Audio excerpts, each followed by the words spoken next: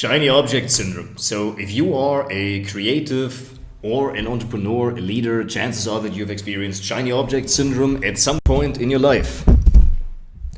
You know the feeling, an opportunity appears and an idea flashes through your mind, or a trend that hits social media that you are considering, and suddenly you're abandoning everything that you've done so far to chase this new exciting thing. The key is that you abandon what you've been doing before to go fully down the rabbit hole of the new thing. Does that sound familiar?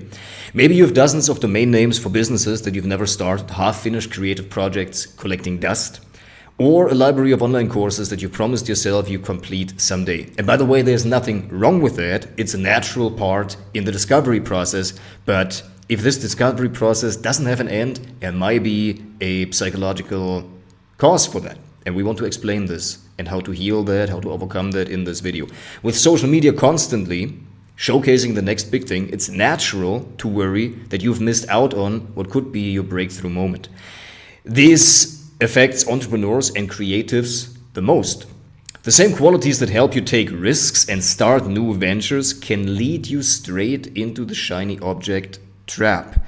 The very reason why you've pursued AI and the opportunities of the new technology, especially when you have a creative agency, especially when you have a digital marketing background, the very traits that made you pursue the very cutting edge technologies may be the downfall in that. So that you need to learn to integrate both sides, the taking in new information about new projects and new objects, so to speak, new opportunities, new possibilities, as well as sticking with the one plan that you have and incorporating them instead of changing the plan based on the tool.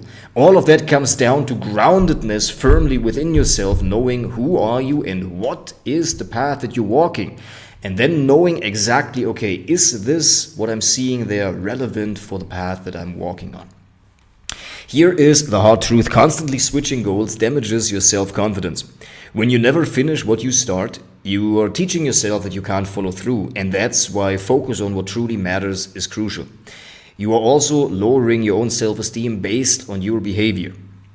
So we want to explain how to actually commit to something and stick with it. So first, recognize the pattern. Ask yourself, have I completed any goals that I've set in the past year, in the past 3 years? If most of your projects remain unfinished, you likely have what people call shiny object syndrome. Looking at your current goals too, are you pushing them, are you pursuing them because they align with your purpose or because they seem trendy or promise quick results?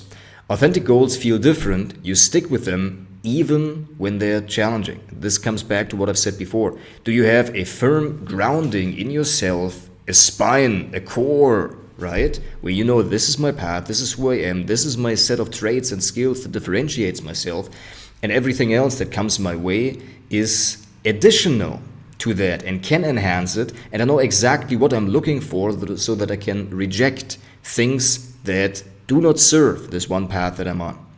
In today's marketing, secondly, slow down. Often we jump into new projects without proper evaluation. Before committing to something new, pause and ask, is this truly important?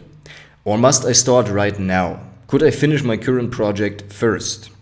Even that is inaccurate.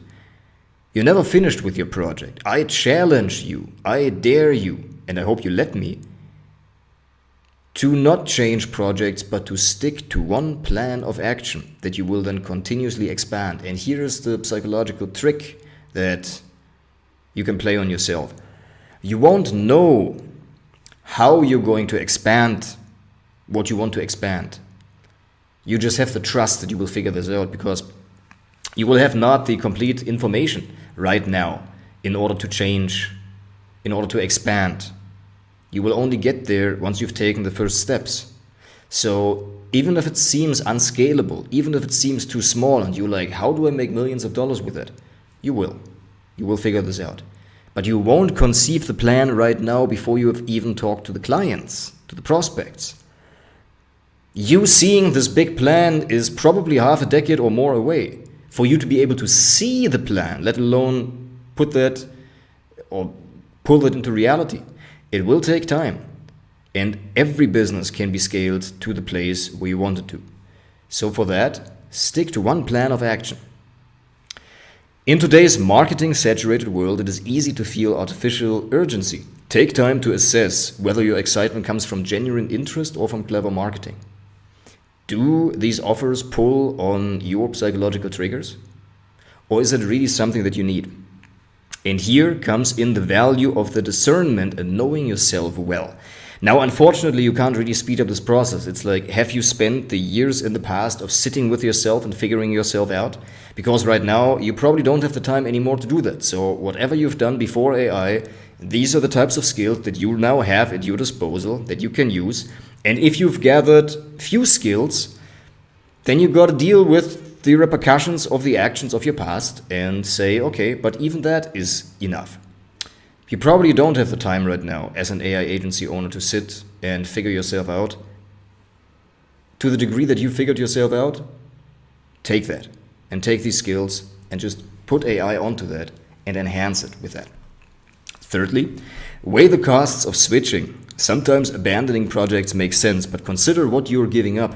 If you spend months developing something and quit just before launch, you're losing all the potential gains when you were almost at the finish line. There is no finish line. There's just a continuous line of progress. That's exactly the point. Even when you finish a project, even if you get the first client, and if you get the payday, take half a day off. Do something good for you. Eat some steak, or don't if you don't eat meat, or go to the sauna, or do a weekend trip with your significant other, for sure. But it's not finished. The journey of growth keeps going. Fourth, identify what consistently excites you long term. Shiny objects pull you in so many different directions that you never make meaningful progress on what truly matters. Is your genuine passion creating a business, writing a book, mastering a craft, identifying the core driver, or eliminating anything that distracts from it? Momentary excitement fades quickly, true passion sustains, and a reason to pursue this business beyond you. Finally, practice saying no. Many of us with shiny object syndrome are people pleasers who hate missing opportunities. But saying yes to everything divides our focus endlessly. When considering new opportunities, ask, does this align with the goals, or is it a distraction? Am I saying yes to please others, or because it generally serves my purpose? And am I pursuing these opportunities because I fear the commitment to the one path that I've chosen, or do I feel that it is not that fun anymore to work on this one project? And am I hitting some roadblocks that I don't know how to solve? The next time you find yourself reaching for that buy now button or another course, think about shelving your current project for something new. Take a moment. Ask if shiny object syndrome is at work again. Use these strategies to stay focused and what truly matters to you. If you found this video helpful, hit the like button. Exactly. And thanks for watching. And remember, the most successful people aren't those who chase every opportunity. They are the ones who choose the right opportunities and see them through.